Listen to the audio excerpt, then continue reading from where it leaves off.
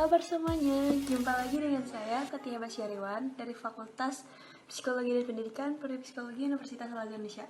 Kali ini saya akan menjelaskan salah satu tokoh psikologi Islam yang bernama Malik Badri. Penasaran? Simak terus videonya. Psikologi Islam menurut Malik Badri. Profesor Dr. Malik Badri lahir di Rufah, Sudan, 16 Februari 1932. Ia dikenal sebagai psikolog yang melapori Islamisasi psikologi. Bukunya, Dilema Psikologi Muslim, barangkali sudah menjadi klasik. Rujukan awal untuk Islamisasi psikologi. Menurut Malik Badri, perilaku manusia dipengaruhi secara kuat oleh elemen kognitif dirinya. Elemen kognitif utama adalah berpikir, sehingga perubahan perilaku individu mesti bermula dari perubahan elemen kognitifnya, yaitu cara berpikirnya. Sebenarnya, jauh sebelum para psikolog kognitif modern menemukan relasi ini, para ulama Islam dahulu sudah memberikan perhatian yang cukup besar terhadap relasi antara unsur kognitif dengan perilaku, sebagaimana dipaparkan oleh Ibnu Qayyim.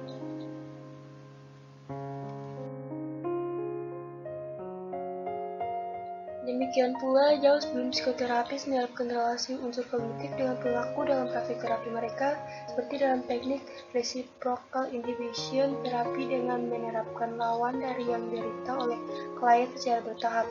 Para ulama Islam dulu juga memberikan perhatian untuk teknik yang setara, sebagaimana yang disampaikan oleh Imam Ghazali. Malik Badri mengutip paparan Ibnu Qayyim untuk mendeskripsikan relasi unsur kognitif dengan perilaku.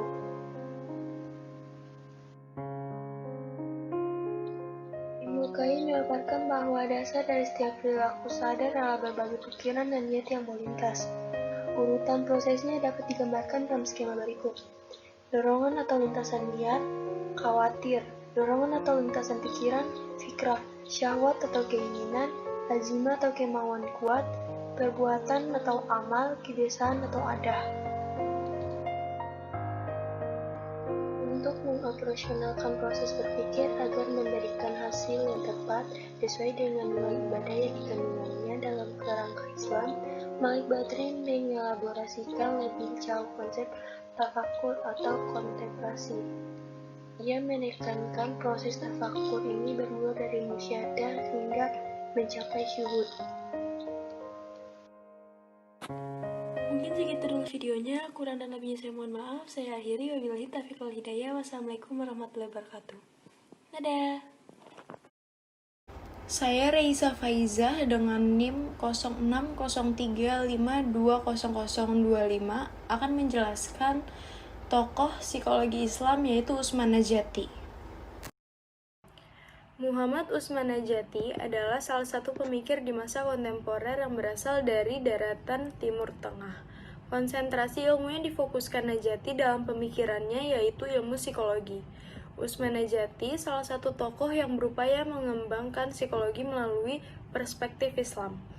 Proses pemikiran Utsman Najati dimulai ketika sedang mempersiapkan disertasi untuk program magister dengan judul Pengetahuan Empiris menurut Ibnu Sina pada periode 1939 sampai 1942.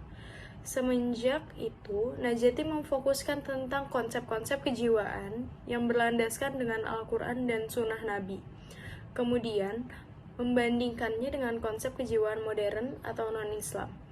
Dalam perjalanan karirnya di bidang pendidikan, Najati adalah dosen Universitas Arab Saudi dan dosen tamu di beberapa perguruan tinggi di Kuwait dan Mesir.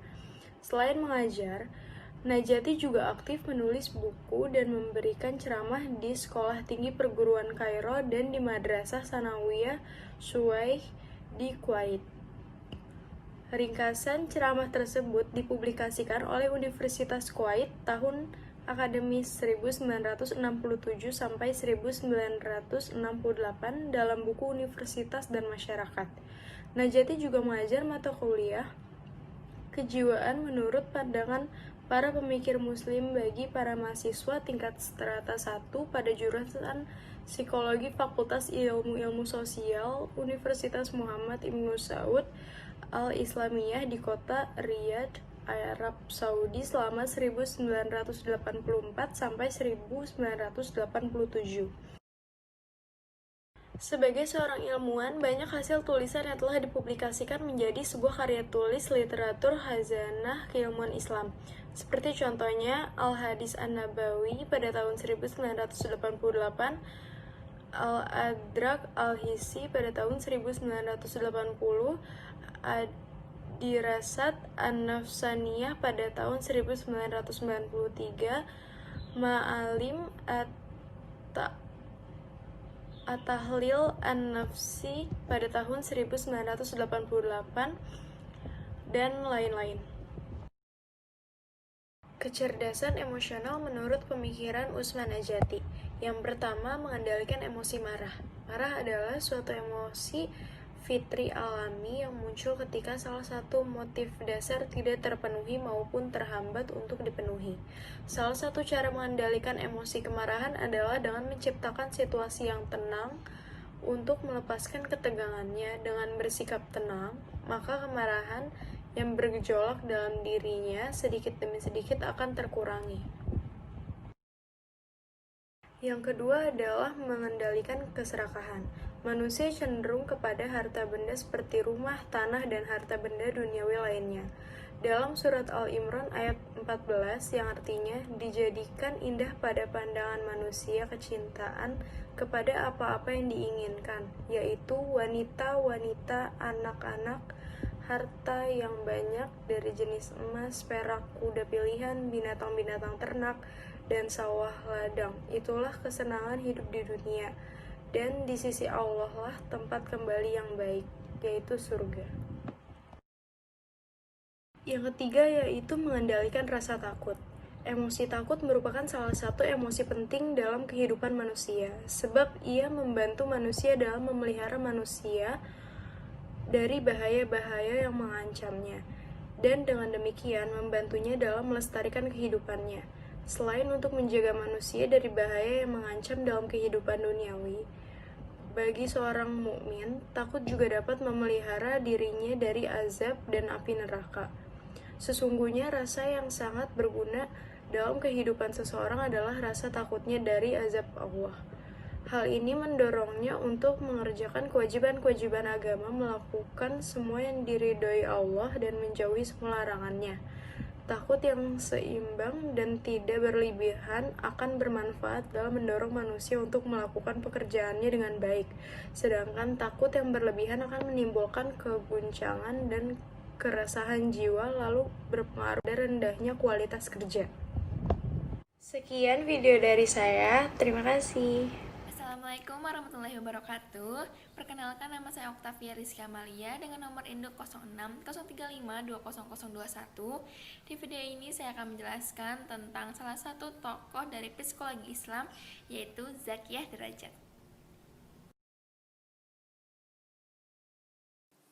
Profesor Dr. Haji Zakiyah Derajat adalah psikolog Indonesia dan pakar psikologi Islam.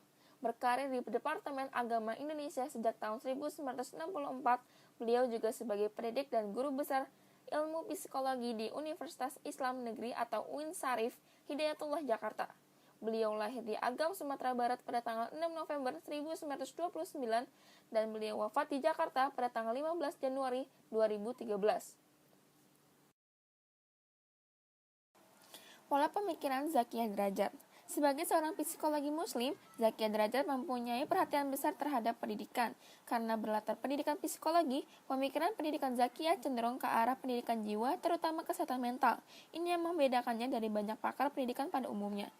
Dalam buku Ilmu Jiwa Agama, Zakiyah Derajat menuliskan bahwa konsep pendidikan Islam dan kesehatan mental kiranya cukup untuk menjadi sasaran untuk menggambarkan masalah peran pendidikan Islam dalam kesehatan mental.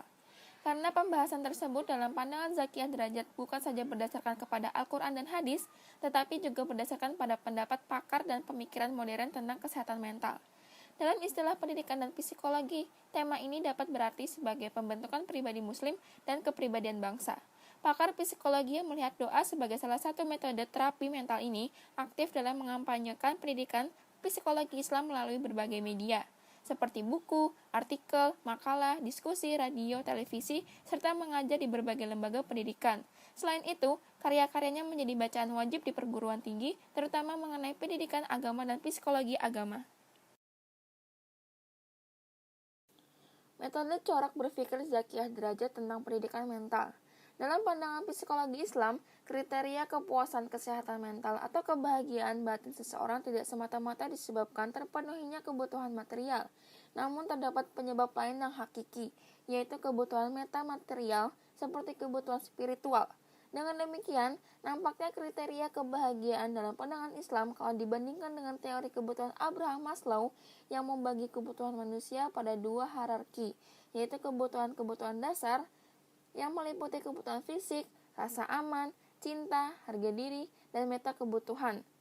Kesehatan mental menurut Zakiah Derajat adalah terwujudnya keserasian yang sungguh-sungguh antara fungsi-fungsi kejiwaan seperti pikiran, perasaan, sikap pandangan, dan keyakinan, sehingga tercipta kemampuan menyesuaikan diri antara seseorang dengan dirinya sendiri, dengan orang lain, dan dengan lingkungannya, berdasarkan keimanan dan ketakwaan serta bertujuan untuk mencapai hidup yang bermakna dan berbahagia di dunia dan di akhirat. Pandangan ini memasukkan unsur agama yang sangat penting dan diupayakan penerapannya dalam kehidupan. Sekian dari saya. Semoga videonya bermanfaat untuk kalian semua. Wabillahi taufiq wal hidayah. Wassalamualaikum warahmatullahi wabarakatuh. Assalamualaikum warahmatullahi wabarakatuh. Saya Desi Amalia dengan nomor induk 0603520007. Di sini saya akan menjelaskan tentang salah satu tokoh dari psikologi Islam, yaitu Abdullah Nasir.